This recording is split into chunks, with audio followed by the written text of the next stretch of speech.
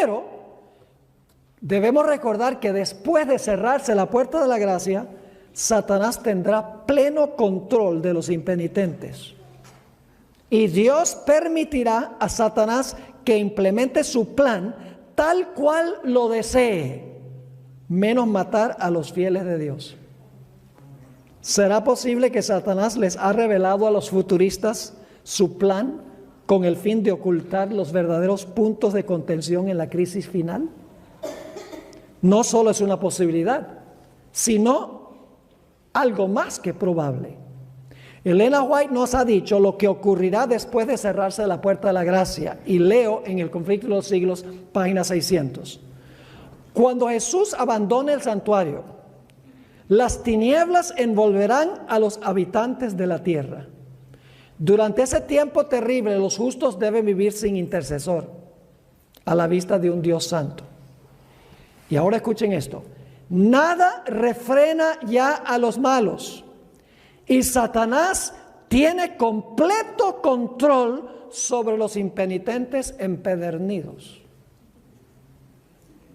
¿Ustedes creen que Satanás podría falsificar todas estas cosas para aparentar que la perspectiva futurista es cierta o correcta? Lógicamente que sí. Y por eso mi pregunta clave es, ¿no es tiempo que nosotros los adventistas del séptimo día le demos a la trompeta un sonido certero y fuerte? ¿No es tiempo de advertirle, mis hermanos y hermanas, al mundo en cuanto a los peligros que nos esperan? ¿No debemos contarles a todos en forma clara y diáfana lo que representa la bestia, su imagen y su marca? ¿No debemos enseñarle al mundo en cuanto al papel que va a jugar los Estados Unidos en la profecía? ¿No es tiempo de que la iglesia adventista hable con una voz unida en cuanto al significado de las profecías de Daniel y Apocalipsis? Hermanos y hermanas, el tiempo es ahora. Satanás no solamente odia nuestro mensaje, odia especialmente nuestro método. El método es el medio por medio del cual Dios nos ayuda a entender cuál es nuestro mensaje y cuál es nuestra misión.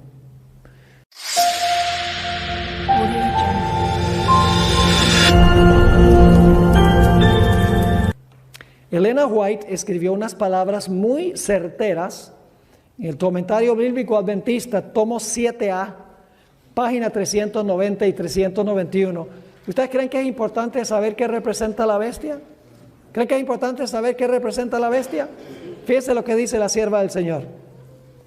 Los que se confunden en su comprensión de la palabra y que no logran entender el significado del anticristo, los que no logran entender el significado del anticristo, con seguridad se pondrán del lado del anticristo. Si usted no entiende el anticristo, usted se va a poner del lado del anticristo, lo que está diciendo. Sigue diciendo, no hay tiempo ahora para que el mundo nos asimile. Daniel está en su heredad y en su lugar. Las profecías de Daniel y Juan deben ser entendidas. Se interpretan mutuamente. Dan al mundo verdades que todos deben entender. Estas profecías deben ser testigos en el mundo. Mediante su cumplimiento se explicarán a sí mismas en estos últimos días. Hoy en día, mis hermanos y hermanas, los protestantes se están acercando más y más a Roma papal. Billy Graham, por ejemplo, se refirió al Papa Juan Pablo II como el líder moral más prominente del mundo. Paul Crouch, el fundador de la cadena de televisión evangélica más grande que hay, TBN, Trinity Broadcasting Network, en cierta ocasión dijo, yo no estoy protestando nada, estoy eliminando la palabra protestante de mi vocabulario. Debemos alarmarnos, hermanos y hermanas, cuando Robert Schuller, quien fundó la famosa Catedral de Cristal, haya dicho que soñaba con el día en que el mundo cristiano aceptara al Papa como su líder? Debe ser motivo de sorpresa para nosotros que los luteranos y católicos hayan firmado una declaración conjunta sobre la justificación por la fe. Debe sorprendernos que el Papa Francisco I se va a reunir con los luteranos en Malmö, Suecia, para celebrar el 500 aniversario del inicio de la Reforma Protestante. ¿Acaso debemos sorprendernos, hermanos y hermanas, cuando los líderes prominentes del protestantismo, los evangelistas de la televisión y el catolicismo hayan firmado un documento que se llama Evangélicos y Católicos Juntos? El Papa Francisco I se ha esforzado más que cualquier otro papa en unir a la Iglesia romana con los protestantes. Y los protestantes cada vez se acercan más al papado. Los grandes evangelistas de la televisión han viajado uno por uno al Vaticano por invitación de Francisco I. Entre los famosos está Billy Graham, Tony Palmer, Kenneth Copeland, James Robison, Joel Osteen, Rick Warren, representantes de la Iglesia Reformada, y aún lo que quedan de los valdenses, que fueron mordazmente perseguidos por el papado durante los 1260 años.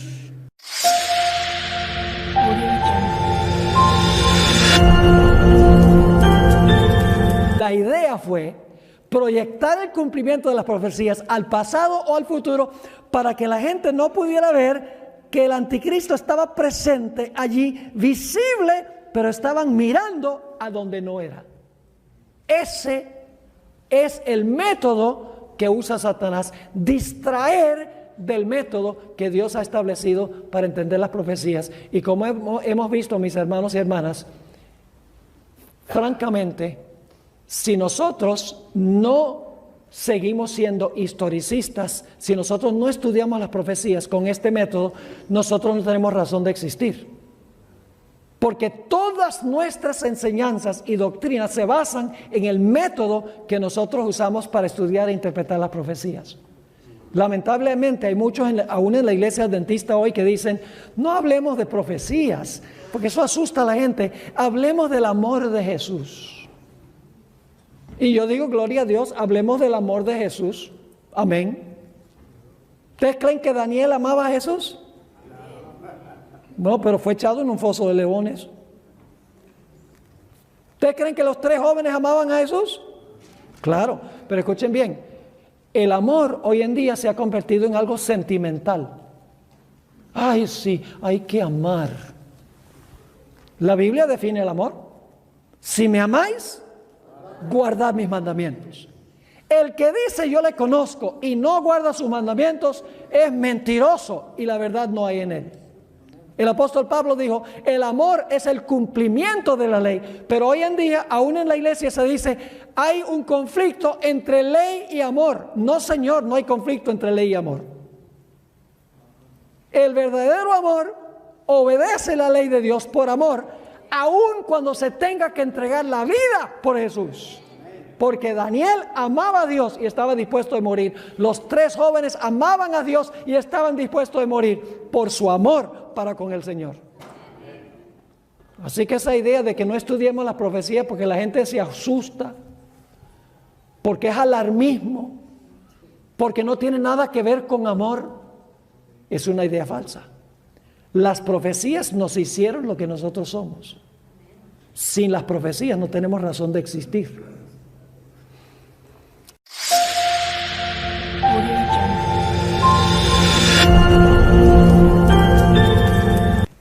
El meollo es este, mis hermanos y hermanas. Si nos deshacemos de nuestras raíces proféticas, no tenemos razón para existir. Nuestro mensaje y nuestra misión se desvanece como la neblina. El fuerte clamor de Apocalipsis 18 tiene como propósito, escuchen bien, desenmascarar estas falsas ideas proféticas de Babilonia. Para terminar, quiero leerles un pasaje de la hermana White donde ella está hablando del fuerte clamor que que llamamos el fuerte clamor del cuarto ángel, Apocalipsis 18 y el versículo 1 al 5. Es una intensificación de los mensajes de los tres ángeles, particularmente el mensaje del tercer ángel. Es un mensaje de alarma, con el sonido de la trompeta, con poder, llamando a la gente en Babilonia a aceptar la perspectiva profética correcta para que puedan mantenerse firmes en la crisis que vendrá. En el conflicto de los siglos, página 592, encontramos estas palabras del Espíritu de Profecía. Así es que se proclamará el mensaje del tercer ángel. Cuando llegue el tiempo de hacerlo con el mayor poder, escuchen a quienes va a usar Dios. Cuando llegue el tiempo de hacerlo con mayor poder, el Señor obrará por medio de instrumentos humildes, dirigiendo las mentes de los que se han consagrado a su servicio. Va a usar gente como Guillermo Miller, sin educación formal, agricultor, pero humilde, amante de la palabra y amante del Señor. La hermana White dice que Dios usará muy pocos hombres grandes, muy pocos hombres prominentes. Y ahí dice que la razón es porque ellos creen que son gran cosa y Dios no puede obrar a través de ellos. Dios solo puede obrar a través de personas que reconocen su humildad y se prestan como instrumentos en las manos de Dios para la gloria de Dios. Así que dice, así es que se proclamará el mensaje del tercer ángel. Cuando llegue el tiempo de hacerlo con el mayor poder, el Señor obrará por medio de instrumentos humildes, dirigiendo las mentes de los que se han consagrado a su servicio. Los obreros serán calificados más bien por la unción de su espíritu que por la educación en institutos de enseñanza. Wow. Es decir, no tenemos que ser PhD. No tenemos que tener maestría. Ahora, no me entiendan mal, no tengo ningún problema con que se tenga maestría o que se tengan doctorados. Pero hay el peligro que mientras más educación tenemos, más creemos que sabemos. Y perdemos la humildad. Y Dios no nos puede usar para su gloria, porque estamos buscando gloria para nosotros. Así que dice, los obreros serán calificados más bien por la unción de su espíritu que por la educación en institutos de enseñanza. Habrá hombres de fe y de oración que se sentirán impelidos a declarar con santo celo las palabras que Dios les inspire. Los pecados de Babilonia serán revelados. Hoy en día no se quiere que se hable mucho del pecado.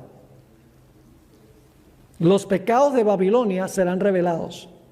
Los resultados funestos de la imposición de las observancias de la iglesia por la autoridad civil, las incursiones del espiritismo, el progreso veloz pero secreto del poder papal, todo será desenmascarado. Estas solemnes amonestaciones conmoverán al pueblo. Miles y miles de personas que nunca habrán oído palabras semejantes las escucharán. Asombrados oirán el testimonio de que Babilonia es la iglesia que cayó por sus errores y sus pecados, porque rechazó la verdad que le fue enviada del cielo. Cuando el pueblo acude, y no está hablando aquí de la iglesia adventista, está hablando de las iglesias protestantes, cuando el pueblo acude a sus antiguos maestros espirituales para preguntarles con ansias, ¿son estas cosas así? Los ministros aducirán fábulas y profetizarán cosas agradables para calmar los temores y tranquilizar las conciencias despertadas. Pero como muchas personas no se contentan con la mera autoridad humana y exigen un positivo, así dice Jehová, los ministros populares, como los fariseos de antaño, airándose al ver que se pone en duda su autoridad, denunciarán el mensaje como si viniese de Satanás, e incitarán a las multitudes que aman el pecado a que injurien y persigan a los que lo proclaman. Eso es lo que le espera al pueblo de Dios.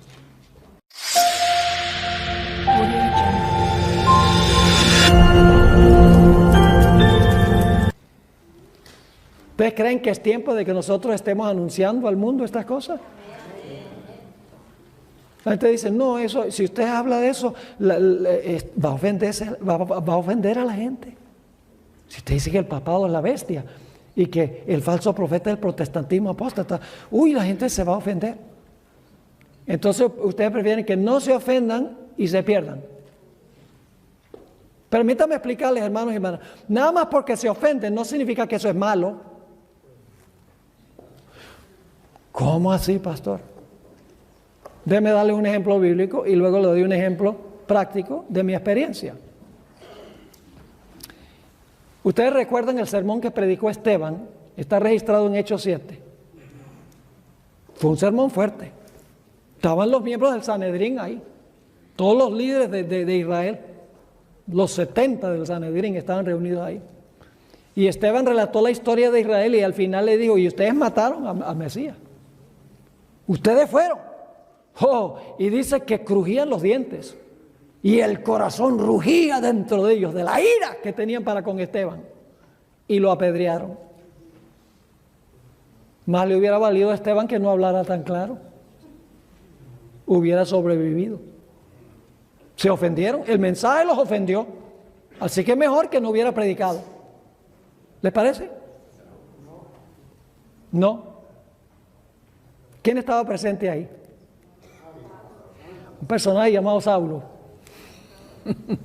Era el cabecilla. Le estaba diciendo, tírenle las piedras, mátenlo, mátenlo. Celoso por la causa del judaísmo. Enojado, furioso, ofendido por lo que predicó Esteban. ¿Valió la pena? ¿Ustedes recuerdan la experiencia? Iba en camino a Damasco. Y cuando va en camino a Damasco, ve esa luz radiante del cielo que lo tumba al suelo. Y la voz le dice, Saulo, Saulo, ¿por qué me persigues? Y él dice, ¿quién eres, Señor? Y yo voy a Damasco a perseguir, pero tú estás hablando de arriba. ¿Quién eres? Yo soy de Jesús de Nazaret, a quien tú estás persiguiendo. Y Saulo de Tarso se convirtió en el gran apóstol Pablo. ¿Quién sabe cuántos decenas de miles estarán en el reino como resultado de la obra de Pablo? ¿Valió la pena el sermón? Pero se ofendieron. ¿Saben que lo que me dice a mí cuando una persona se ofende, cuando uno habla de la iglesia romana? ¿Saben por qué la gente se ofende? Porque saben que es la verdad. Y por lo menos en un comienzo, cuando lo oyen, se resisten. Yo he encontrado dos reacciones. También hay personas que cuando oyen y uno presenta toda la evidencia, ¡wow! Yo pertenezco a esa iglesia donde no debería pertenecer y enseguida se salen. Pero hay otros que se resisten y se enojan. Les doy un ejemplo. Tengo una hermana en mi iglesia que recién llegado yo a Fresno, presenté la serie Descubriendo los Misterios de Génesis. Esa es una serie que hice en VHS. Algunos me dicen que todavía tienen esa serie en VHS. Y ella vino con el esposo. El papá fue pastor en Siria y él creció siendo adventista, pero se había retirado de la iglesia. La esposa había crecido en un convento de monjas católica y no asistieron a la iglesia, pero cuando mandamos la promoción decidieron venir al ciclo evangelístico. Como los primeros temas no son controversiales, pues estaban emocionados viniendo y ella estaba contenta. Cada vez que me encontraba con ella, sonreía de oreja a oreja por lo que estaba aprendiendo, hasta que prediqué sobre el cuerno pequeño. Y cuando prediqué sobre el cuerno pequeño y la bestia, dejó de asistir. Se enojó. Yo me di cuenta por la expresión en el rostro. Se enojó. Estaba bravísima. De vez en cuando venía los sábados a la iglesia con el esposo. Y cuando venía a la iglesia y me veía viniendo hacia donde estaba ella, buscaba la primera salida posible para no encontrarse conmigo. Y cuando se encontraba conmigo, ponía una cara que si las miradas mataran yo estaría muerto. Ella me dio permiso de contar esta historia. Los que están conmigo aquí, ellos saben de quién estoy hablando. Poco a poco ella empezó a regresar otra vez a las reuniones. Después de ausentarse un buen tiempo, empezó a asistir más regularmente los sábados a la iglesia. Y para hacer una larga historia corta, después de un tiempo, ella asimiló el mensaje y pidió el bautismo. Y la bautizamos, junto con su esposo. Ahora, lo interesante es que varios años después, ella me mandó una tarjeta que todavía tengo en mi archivo. Y en la tarjeta decía: Pastor Bor, perdóneme por todas las miradas que le di. Pero yo estaba enojada, dice, pero ahora conozco la verdad. ¿Valió la pena que predicara ese tema? Pero se enojó. No siempre es malo que la gente se enoje, porque significa que les tocó un nervio y que van a pensar y reflexionar. Por lo menos escucharon el mensaje. Así que, hermanos y hermanas, va a llegar el tiempo en que sin temor vamos a presentar estas cosas ante el mundo. Y miles de personas van a decir: ¿por qué no nos contaron esto antes? ¡Qué maravilloso! ¿Qué sentido tiene el método histórico de seguir la cadena? Ojalá hubiéramos sabido esto antes. Eso es lo que van a decir. ¿Por qué tenemos miedo? Dios promete estar con nosotros si nosotros cumplimos nuestro mensaje y nuestra misión.